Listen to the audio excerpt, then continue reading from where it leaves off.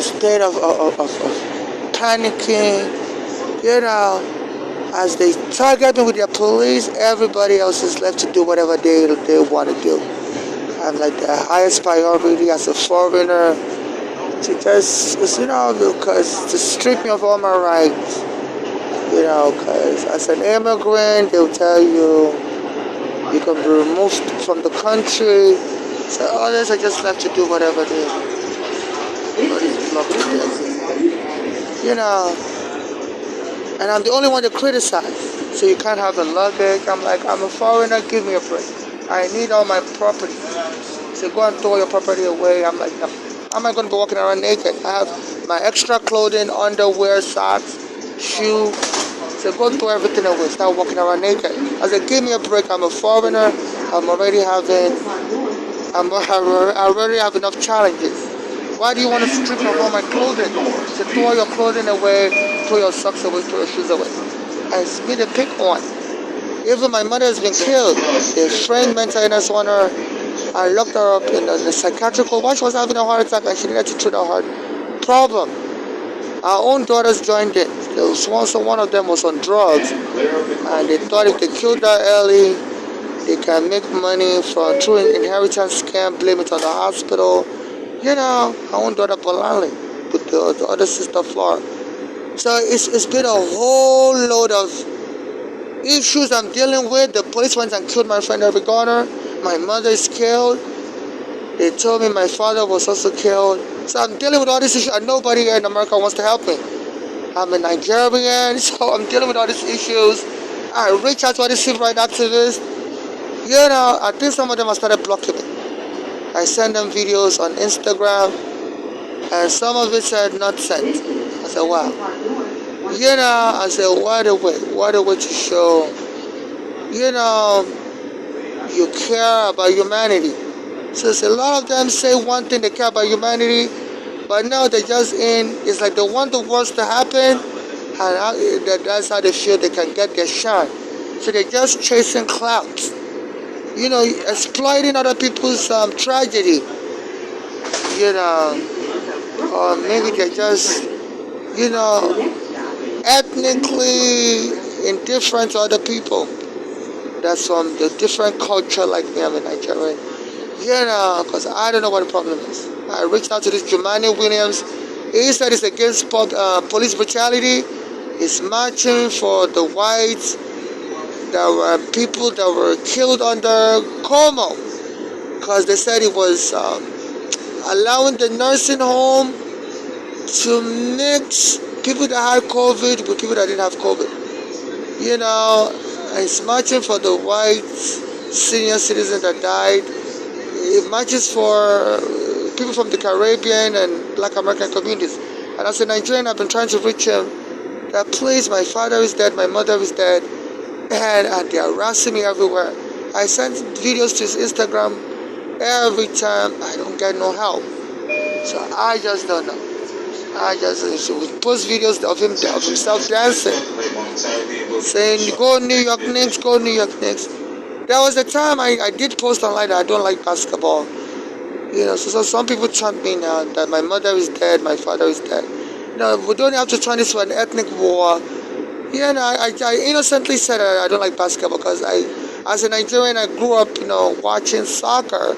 That's what I meant, So now I guess some people went and pulled that post, and they're using that to demonize me. That maybe I'm a hater also, and I deserve, just because I said I don't like basketball a long time ago online. I don't mean any harm. It's just I'm a Nigerian. I grew up watching soccer. So that's what I meant. So sometimes the people try to hit me with basketball there. Try to, just, over exaggerate the matter. So now they tell me I can't even use the bathroom here in New York. Say they're going to call the police on me. Say, and I have diarrhea. I try to use, so the MTA they said Trump, Transportation Secretary, said the homeless people are making the subway shithole. So anywhere I go now, they call the police on me. And I have diarrhea, so and they tell me, I deserve all the abuse as a Nigerian, the was, I guess, because of the history of slavery. They said that the Nigerian people were selling each other into slavery to come to America. And there's no need for this ethnic divide and abuse. So FIFA is not safe here.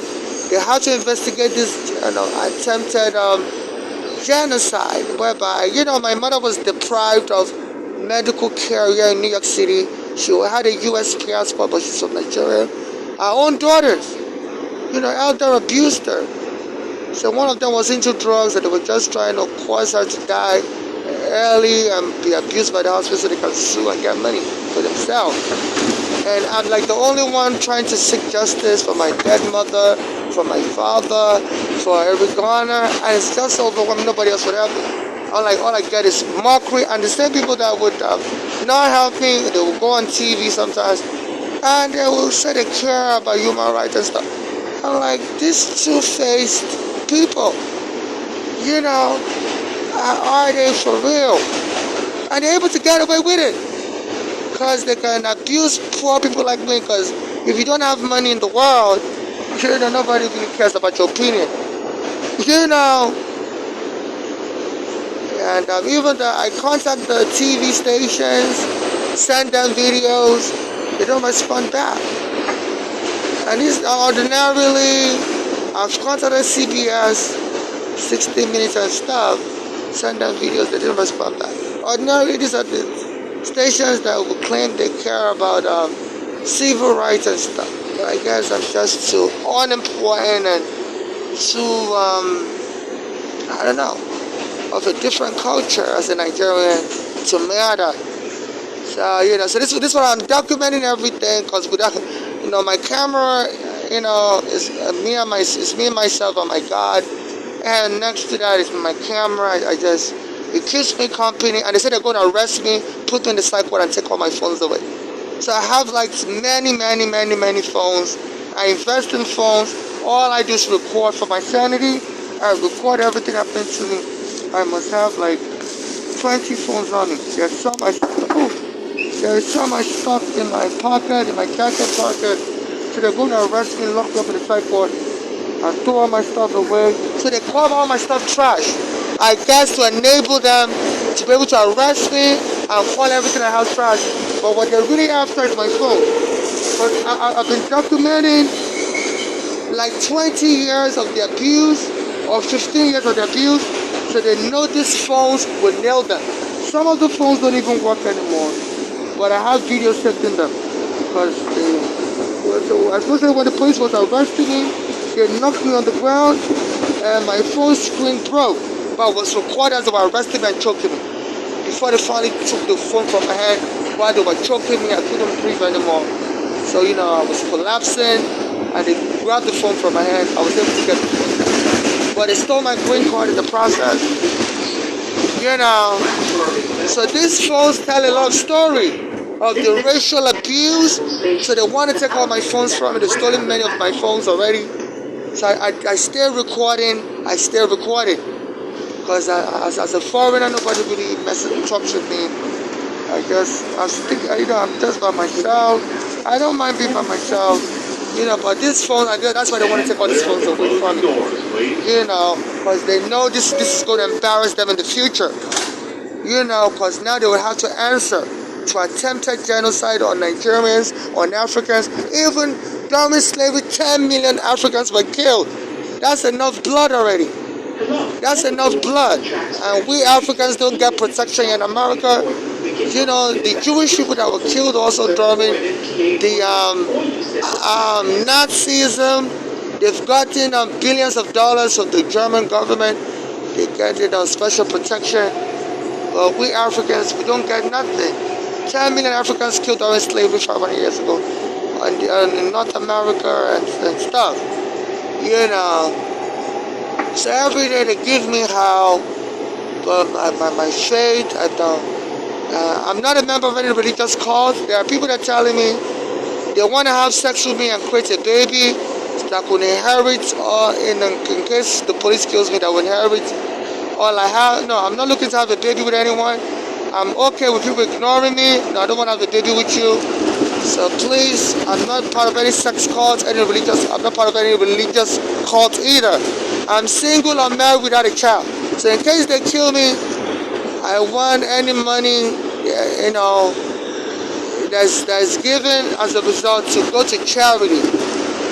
I'm not looking to have a child with anybody. In case they killed me, all my assets should go to charity. That's it. I don't want to have a child with anybody. I'm not married to anybody. So I keep recording this. They're giving me hell as a Nigerian. So I'm documenting it. They've killed my mother, killed my father, and I don't know what else they want from me. So I document this. And it's not right. It's not right, to mistreat people with so-called with supposed impunity. So the late nights like this, they don't let me sleep. It's one problem to another. One of the train conductor was already making fun of me. He said, "Get out where you're stuff. We don't want you or your stuff. When you come to the subway, you just stop." So I told him to stop making fun of me. So I'm very, very soon they'll call the police on me. So they'll make sure I have a long night.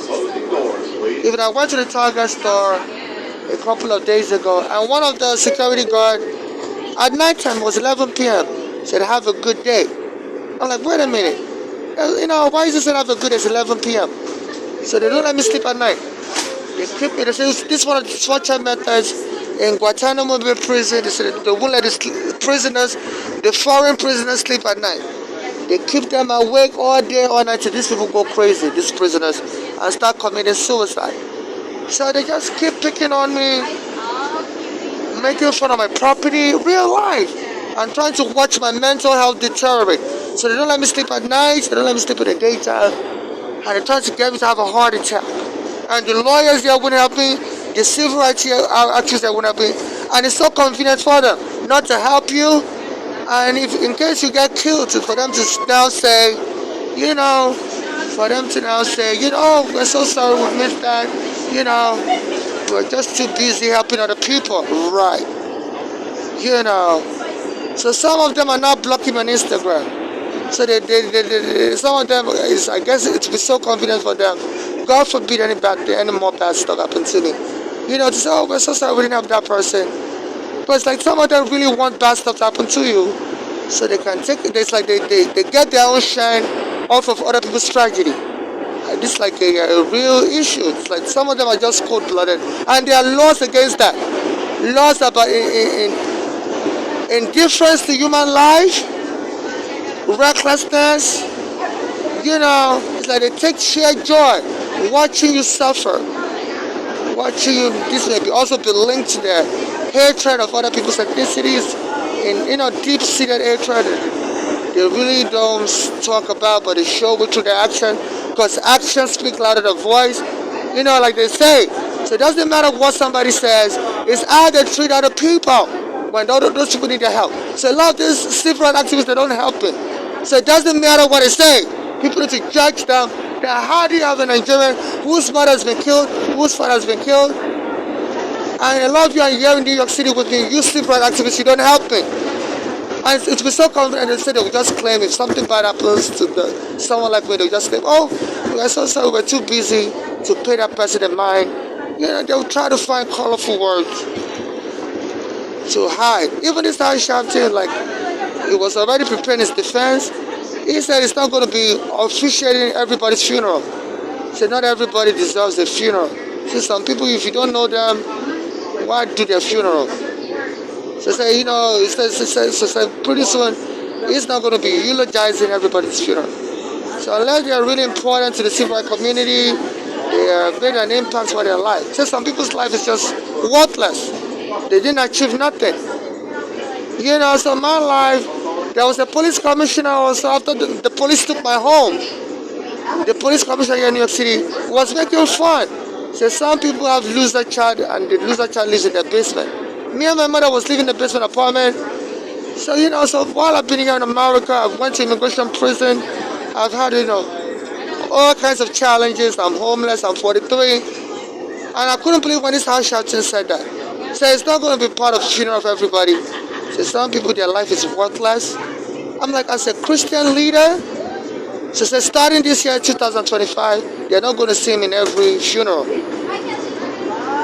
I can't believe this. And truly, nobody's happening.